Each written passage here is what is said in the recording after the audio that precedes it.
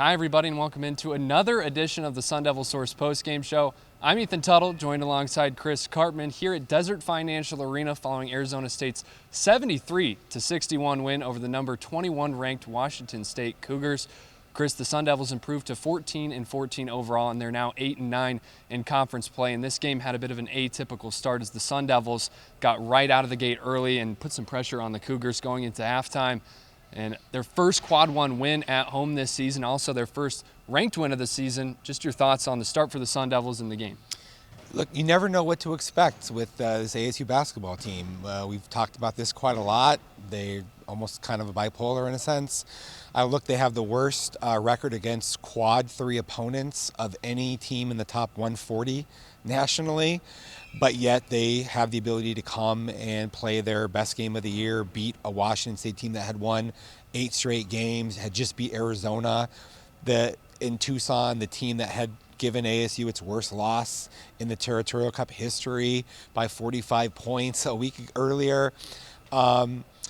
I feel like it was almost like a pride check kind of for ASU. I asked Jose Perez about that.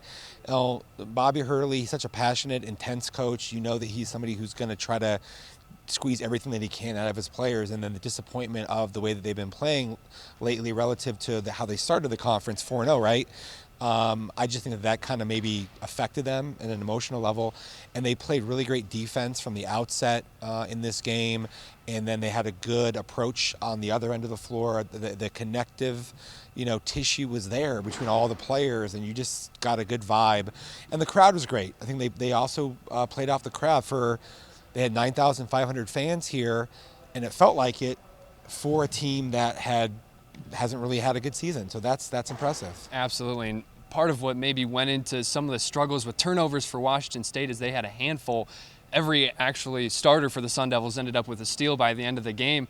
That crowd made it really hard on the Cougars to get anything going. And for the Sun Devils, they generated a lot of great scoring opportunities off those turnovers. What were your thoughts from ASU just doing a good job forcing pressure against the Cougars tonight? Yeah, so early on, tweeted that what they were showing was the recipe for success for this team.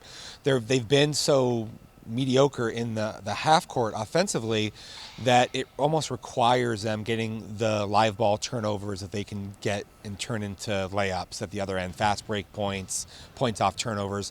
Very key thing to watch for ASU to be able to be successful. Washington State is a deliberate, well-coached team. They also have quick guards that do a good job of handling the ball. They're not prone to turning it over. But as you said there, they had just a slew of turnovers in that first half over a stretch that ASU had like a 14-2 run or something along those lines. And that, I think, got them all of the positive juju that they needed to have in this game, because even in the second half, though they didn't really get that many turnovers and they didn't really generate a lot with their defense, they already were so engaged and feeling good about kind of what they were doing that it propelled them forward.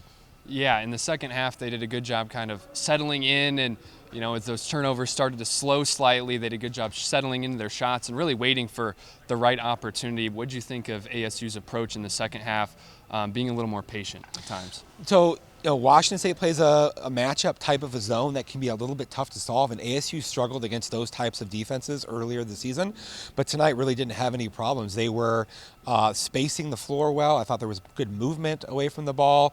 They weren't settling for three-pointers early in the clock. You saw Frankie Collins was very determined, as he has been of late, to get the ball downhill and shots up on the rim. Bryant Salabange did a really good job from cleaning up offensive rebounds. That's kind of the best thing that he does. And Jose Perez is a mid-range scorer who gets to the free throw line. Jemiah Neal took a few tough shots, but they were more the 2-point mid-range variety, which is better than 3-point pulls off the dribble and things of that nature. And the passing lanes were there. They did a good job of kicking the ball inside to out. The 2 Adam Miller threes in the corner right here where we're standing were enabled by a lot of that, where he just was set up and they had good floor spacing. This was the type of offense that I personally have been looking to see whether or not they'd be able to demonstrate really throughout the season.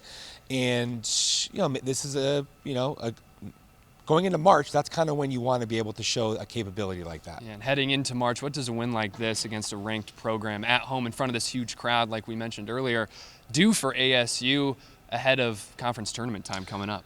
Well, Arizona's lost some games this year that get to teams that you wouldn't expect that to happen, and yet, even of course, they destroyed ASU in Tucson. But other than Arizona, I think ASU has the ability to match up and beat pretty much anybody.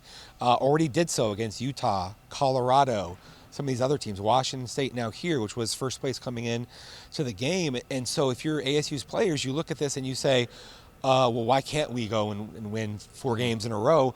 We won 4 games in a row to start the Pac-12 this year, including 2 on the road.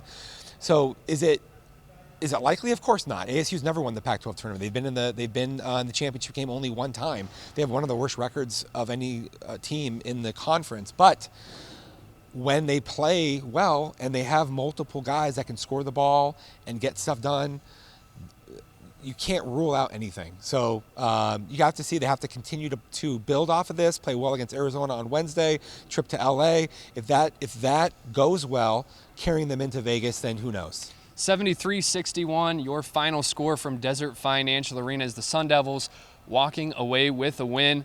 For now, that's going to wrap it up. He's Chris Cartman. I'm Ethan Tuttle saying thank you so much. We'll see you next time.